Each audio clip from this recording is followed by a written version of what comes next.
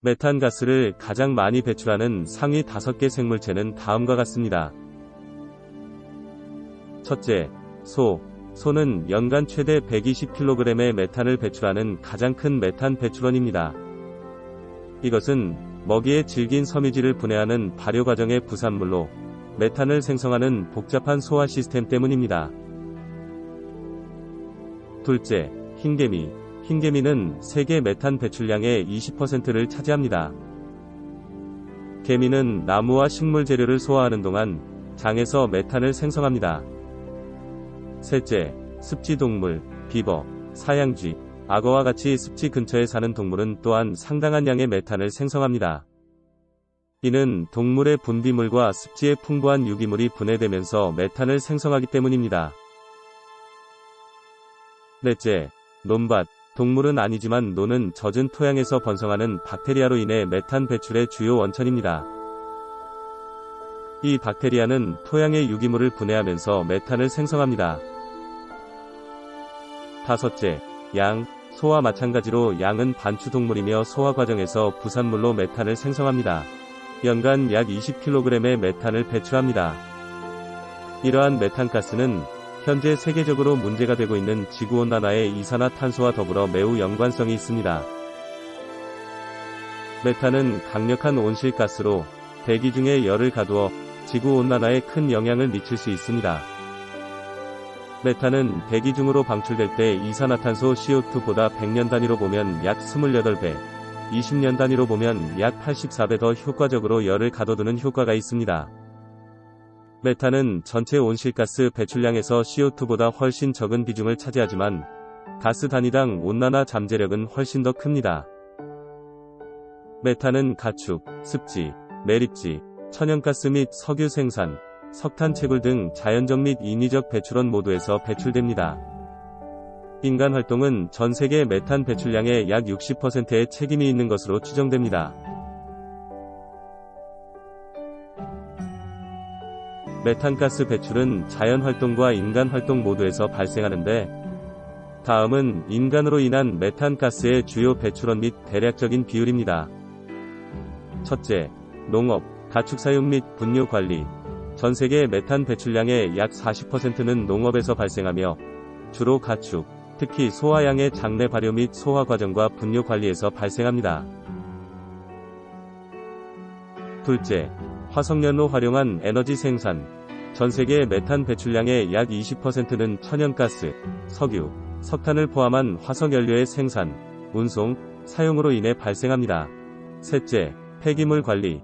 전 세계 메탄 배출량의 약 20%는 폐기물 관리 활동, 특히 매립지 및 폐수 처리에서 발생합니다. 넷째, 자연 배출원. 메탄의 자연 배출원은 전 세계 메탄 배출량의 약 20%를 차지하며 주로 습지, 호수, 강에서 발생합니다. 다섯째, 바이오매스 연소. 바이오매스 연소는 전 세계 메탄 배출량의 약 10%를 차지하는 것으로 추정되며 특히 산불과 농업 연소로 인한 메탄 배출량이 가장 많은 것으로 추정됩니다.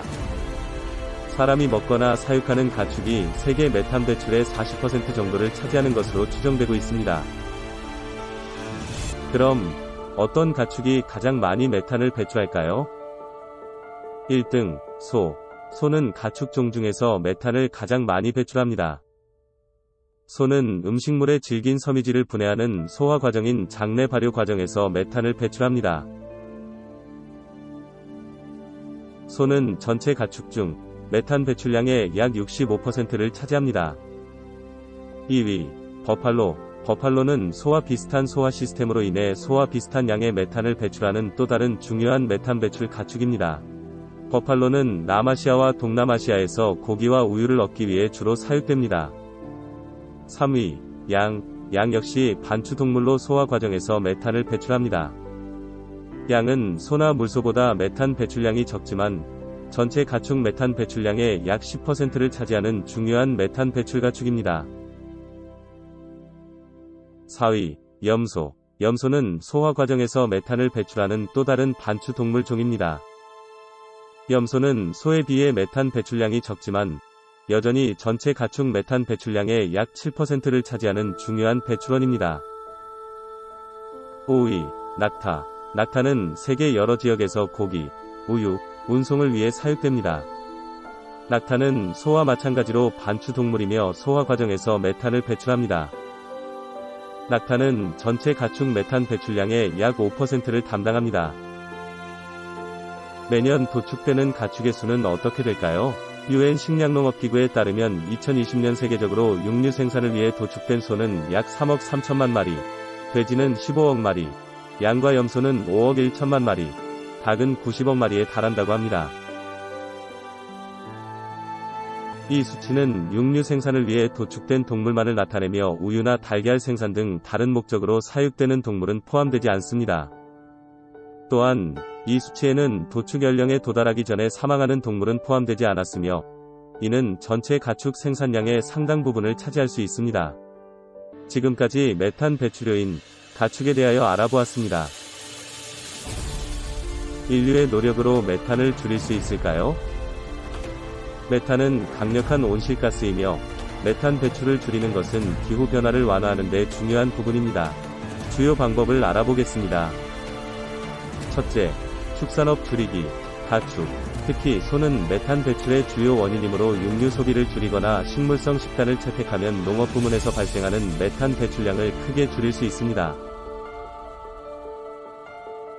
둘째, 동물 사료 개선. 메탄 감소 사료 첨가제를 추가하여 사용하는 등 가축의 식단을 변경하면 동물의 소화 시스템에서 장내 발효로 인한 메탄 배출을 줄이는 데 도움이 될 수 있습니다. 셋째, 음식물 쓰레기 줄이기. 유기성 폐기물이 매립지에서 분해될 때 메탄이 생성됩니다. 음식물 쓰레기를 줄이고 유기성 쓰레기를 퇴비화하면 매립지에서 배출되는 메탄가스를 줄일 수 있습니다. 넷째, 메탄 포집 및 사용. 분뇨 관리 시스템, 폐수 처리장, 매립지에서 메탄을 포집하여 재생에너지원으로 사용할 수 있습니다. 다섯째, 화석연료 사용 줄이기. 메탄 또한 화석연료 추출 및 사용의 부산물입니다. 특히 석유 및 가스 추출, 운송과 같은 산업에서 화석연료 사용을 줄이면 메탄 배출을 줄이는 데 도움이 될 수 있습니다.